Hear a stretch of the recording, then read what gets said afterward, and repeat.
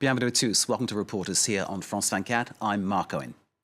In this edition, the French operation in the forefront of the fight against the Islamic State group. Our reporters have gained inside access, living side by side with the pilots and sailors based at sea in the Persian Gulf. They're on board the aircraft carrier, the Charles de Gaulle. From this floating base, they carry out with pinpoint precision sorties to bomb positions of the jihadists in Syria and in Iraq. The role of the Charles de Gaulle is essential to the battle against the jihadist threat. Amel Charrier, Julien Sauvager and Aurélien Porcher with this exclusive report from the Persian Gulf. A Rafale fighter aircraft returns from a mission over Syria, touching down on the deck of the Charles de Gaulle aircraft carrier. The plane goes from 250 kilometers an hour to zero in the space of just a few meters. The man in the cockpit's tired. He's dropped bombs on target and been in the air without break and without food or drink for 6 hours. Now he has to execute a precision landing on board a moving ship. These pilots train like athletes. They're also carefully looked after. Everything's been designed so that they can stay focused on the task at hand. Once in the cockpit, nothing should distract them. Colour-coded flight deck jerseys indicate who does what. This one's known as a yellow dog. He watches the pilot and authorises the takeoff. On the flight deck, just one person is responsible for the pilot. He guarantees his safety, and we try to do that with simple movements. The pilot follows a member of the crew in yellow from the beginning to the end, from when he straps in until the moment the plane is catapulted into the air. Working like this allows him to concentrate on just one other person, one individual who's responsible for the aircraft. The pilots must remain anonymous for fear of reprisals from members of the Islamic State group. Since the Charles de Gaulle arrived in the Persian Gulf, France has been in charge of naval operations within the coalition. On the 8th deck, the General Staff meet to plan strikes against militants from the Islamic State group. Officers from Britain, Germany and the US are also aboard the ship. This is a first, and it's the result of lengthy cooperation with the United States. Cooperation between the carrier vessel battle groups in particular. And we've got to a level of trust and synergism that today we could replace one of the American aircraft carriers in its functions. We could do that here in the Gulf, within the coalition that's currently fighting against the Islamic State group. On February 1st, these Rafale fighter jets took off armed with Storm Shadow cruise missiles. Just a few nautical miles away, American jets were doing the same, taking off from the Truman aircraft carrier. Their joint mission, to destroy one of the Islamic State group's training camps to the north of Aleppo, one of many collaborative strikes. Since the Charles de Gaulle sailed into the region, strikes against the jihadist militia have increased threefold. We received orders to intensify our combat missions. We still have enough space on board to carry out a lot more operations than we could in the past. Intensifying airstrikes on Iraq and Syria is quite an undertaking and calls for a lot of commitment from the sailors aboard the carrier as well as on all the other boats. An aircraft carrier's never alone at sea. It would be too vulnerable. It's accompanied by the carrier vessel battle group. Submarine, warships, helicopters, and this plane, the Hawkeye. The aircraft's always launched from the Charles de Gaulle strip 30 minutes before the fighter jets leave. The crew check the plane before takeoff, inspecting the turbines, the propellers, then the radars are activated. The particular role of the Hawkeye is to collect information while airborne. Flying at high altitudes, it can collect data over a large area before transmitting it to nearby vessels. Among them, the Chevalier Paul warship. We're on board the French Navy frigate. The ship escorts the aircraft carrier constantly, sometimes within close range, and other times disappearing from view, but it's always in radar contact. On the ship's bridge, everyone's focused on the naval traffic, navigating between petrol tankers and fishing boats. Our main concern is to make sure that the Charles de Gaulle is not bothered by anything. So we escort the ship and stay braced for any eventual threat or any maritime traffic that could interfere with its course. Our job is to put ourselves between it and any obstacles and to clear the zone, maneuvering to give the carrier a wide berth. 200 men and women work day and night on the boat, often below deck. It's a state-of-the-art warship with no portholes. Everything happens in the ship's hull. The operations center collects information from the air and from above and below the ocean's surface. The ship's radar range extends to 400 kilometers. The vessel plays a key role in creating a security perimeter around the aircraft carrier, allowing the Rafale and the Super Étendard jets to carry out their missions in Iraq and Syria, and to warn the Charles de Gaulle of any kind of threat. Beyond its ability to act as eyes and ears for us, it's also able to go into areas where the threat is more serious, be that a threat from the air, planes, surface-to-air missiles, or from the sea, small or large boats and submarines. It's one of the most sophisticated tools the French Navy has at its disposal today. The warship is heavily armed. Latest generation missile defense systems, anti-submarine missiles, and a number of cannons. Back to the Charles de Gaulle now on one of the helicopters that shuttles between the ships in the fleet. One of them, La Marne, is the supply ship, which refuels and replenishes stocks of munitions, supplies, and even delivers post for the troops, making sure that some aspects of daily life are upheld, even at sea. As the sun sets on the Persian Gulf, the last jets are coming into land. All is calm on the bridge, and the officer on watch surveys the horizon. The French Navy's flagship is steered by a woman. She carefully positions the carrier, ready for the planes to touch down. To catapult the aircraft, you have to have the wind in front of you. And we have quite a limited zone, so we have what we call aviation credit. I have to be thinking constantly about how much time I have left on this route, and as soon as I have a free spot where I'm not bringing a plane into land, I turn around to build up more aviation credit. Following Florie's orders, Mam works with a joystick, the 21st century version of the ship's wheel. She's proud to steer a boat of this size. That's my dream, to captain an aircraft carrier like this and have all of that responsibility. That's always been my dream. And what do you tell your friends? I tell them what I do. They have a hard time believing it, but this is what it is. At the end of her watch, Florie goes back to her cabin and tidies things up before she lets the camera in. On a boat, we don't say bedroom, we say our post. So you can see we have our bunks, space for our personal hygiene, and our office.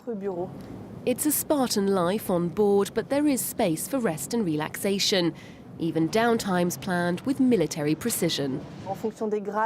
Depending on our rank, we have different quarters where we can go and hang out together, watch the TV or flick through magazines. There's also a reading room on board. Everything's designed so that a sailor can stay here long term, that we can work and then switch off, do some sport, relax, that sort of thing. At certain times of the day, the rear deck turns into a makeshift gym, with exercise mats laid down amid the rigging. All ranks get together to sweat out the stresses of the day. When they set out on a mission, many sailors don't know how long they will be away, and after a few weeks at sea, there's always the possibility of cabin fever, as well as the pressure of living at close quarters with fellow sailors. Finding opportunities to let off steam are captain's orders. Sport is one way, food another. Raphael's one of the most well-known members of the ship's crew. He's the baker. Producing 1,400 baguettes every day, he's responsible for making snacks for the night shift and for bringing a French touch to the ship's breakfast in the form of freshly baked croissants. Bread is one of our earliest memories from childhood. A bit of good bread at breakfast, the pastries, all of that. It takes you straight back to childhood. And for your average French person, Bread is just like camembert cheese or red wine. It's an institution. With 2,000 people on board, the aircraft carrier's a floating city, a hive of activity. Each crew member focuses on his or her tasks, crossing paths with their fellow shipmates. The corridors stretch for kilometres. There are 11 decks and hundreds of narrow passageways. Serving on a nuclear-powered aircraft carrier is an honour for these sailors and a unique experience in a military career. Life on board is extremely challenging, but it's also thrilling. The current circumstances have really boosted the crew's determination. You have to find that balance between having younger recruits who need training and the more experienced sailors who'll teach them the technical aspects of the vessel. It's a very special boat, and we do a lot of different things here, all of them much more sophisticated than what we could do on another boat. For example, when it comes to the aeronautical maintenance, we carry out operations on board which we don't do at military bases, and that's what allows the carrier to stay at sea. As soon as the jets land, they head to the workshop. Actually, it's more like a factory. 500 people work here, a quarter of the Charles de Gaulle's full staff. All the aircraft come here for repair. The 18 Rafales, the 8 Super Étendards, the 4 helicopters and the 2 Hawkeyes. The mechanics are passionate about their work, checking for problems and carefully patching up any damage. The safety of the fleet's pilots depends on their attention to detail. Xavier is one of the workshop's foremen. He knows every nook and cranny on the ship and every bit of kit. Over the last 10 years, he's spent many months aboard the Charles de Gaulle, a strong sense of commitment that he tries to pass on to his fellow technicians. We often invite our technicians to come along to the operations briefings so that they understand what the ultimate goal of their work is. There are 500 aeronautical technicians on board working day and night. I have teams working in shift patterns. Some of them get up at 3 in the morning and then they work for 6 hours.